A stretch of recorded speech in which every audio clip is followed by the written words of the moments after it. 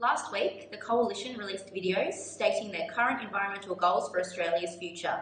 This policy aims to reduce emissions by 26 to 28% by 2030 and has been labelled by the Liberals as reasonable, a big step forward, realistic and achievable. We, the Labor Party, could not agree less. In his 2-minute video to the Australian people, Deputy Prime Minister Barnaby Joyce referenced and labelled the ACT's target of 100% renewable energy by 2020 as insane, unachievable and unrealistic. Let me start by informing you that the ACT has a population of 350,000 people.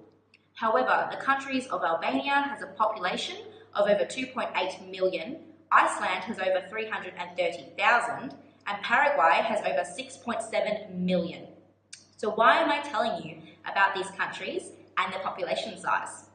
Because all of them obtain 100% of their electricity from renewable sources. How's that for insane, unachievable and unrealistic? Mr. Joyce also stated that the Coalition is doing their part for the environment by signing the Paris Climate Agreement. I think it is important for Mr. Joyce to understand the aim of the Paris Agreement, which is to strengthen the global response to the threat of climate change by keeping a global temperature rise this century well below 2 degrees Celsius. Signing a piece of paper and doing essentially nothing to honour that agreement is not doing our part for the environment.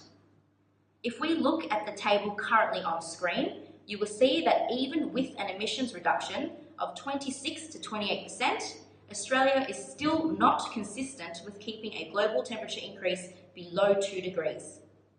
Another scare tactic used by the Liberal Party was that a carbon tax would make energy more expensive for all Australians. This is simply not true. The creation of a carbon tax would only affect heavy polluters and would make cleaner companies cheaper to run.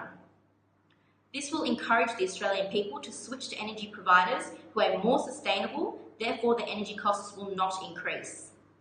The Liberal government has labelled their emission reduction target of 28% by 2030 as reasonable, a big step forward, realistic and achievable. We, the Labor Party, could not agree less, and I'm sure the Australian people now also agree.